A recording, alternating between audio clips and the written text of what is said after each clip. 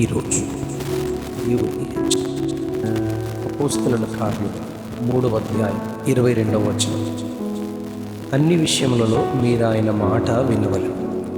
అన్ని విషయములలో మీరాయన మాట వినవలెను.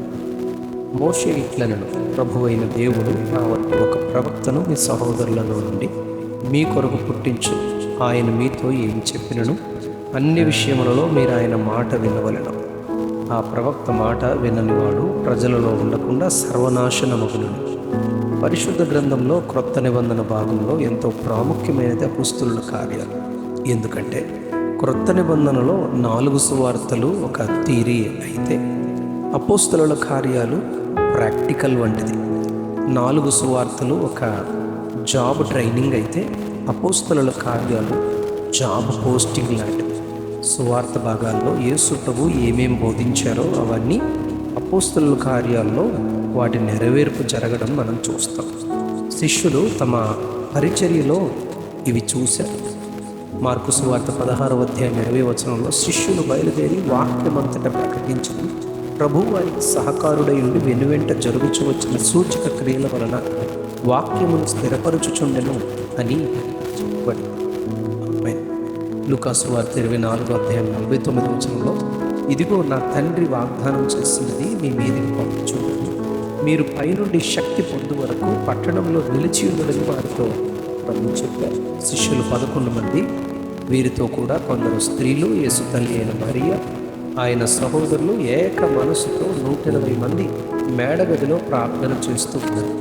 అందరూ ఒక చోట కూడి ఉన్నారు. పరిశుద్ధాత్మ దేవుని అభిషేకం అందరికీ ప్రభు అనుగ్రహించబడి వారికి వాక్శక్తి అనుగ్రహించబడింది. అది మొదలుకొని అన్య భాషలతో మాట్లాడడం అపోస్తలుల కార్యాలు 2వ అధ్యాయంలో చెప్పబడింది. 2వ అధ్యాయం 14వ వచనంలో పేతురు ఆ 11 మందితో కలిసి నిలిచి బిగ్గరగా సువార్తను ప్రకటించారు. క్రీస్తు ప్రభువు శ్రమ, మరణము, పునరుత్థానము యొక్క మర్మము ఎంతో గంభీరముగా ధైర్యంగా ప్రకటించారు. 2వ అధ్యాయం 37వ వచనంలో వారు ఈ మాటలు విని హృదయమును నొచ్చుకొని మేమేమి చేతుమని పేతురును కడమ అపోస్తలులను అడుగగా, మీరు మారు మనస్సు పొంది పాపక్షమాపణ నిమిత్తం ప్రతివాడు యేసుక్రీస్తు నామమున బాప్తిస్మం పొందండి, అప్పుడు మీరు పరిశుద్ధాత్మను వరము పొందుదరని.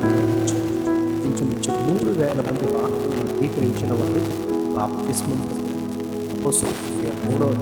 పగలు 3 గంటలకు ప్రార్థనా కాలమున పేతురు యోహాను దేవాలయానికి వెళ్ళుచుండగా పుట్టినప్పటి నుండి కుంటివాడైన మనుష్యుడు వారిని చూచి భిక్షమడుగుతుండగా, వెండి బంగారములు నీకు ఇవ్వడానికి మా యొద్ద లేవు కానీ నజరుడైన యేసుక్రీస్తు నామమున నడుమని చెప్పి వాని కుడి చెయ్యి పట్టుకుని లేవనెత్తగా వెంటనే వాని పాదములు చీలమండలు బలము పొంది దిగ్గున లేచి నిలిచి నడుచుచు గంతులు వేయుచు దేవుని స్తుతించుచు వారితో కూడా దేవాలయంలోనికి వెళ్ళారు.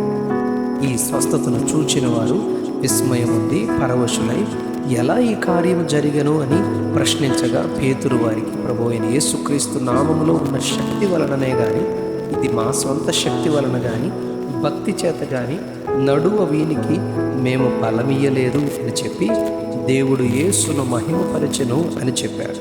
వారికి ప్రవక్తలు ముందుగానే ఆయనను గూర్చి ప్రవచించారని మోషే చెప్పిన ప్రవచనం గుర్తు చేస్తూ అది ద్వితీయోపదేశకాండం 18వ అధ్యాయం 16వ వచనంలో దేవుడు మోషేతో చెప్పిన మాటను గుర్తు చేశారు.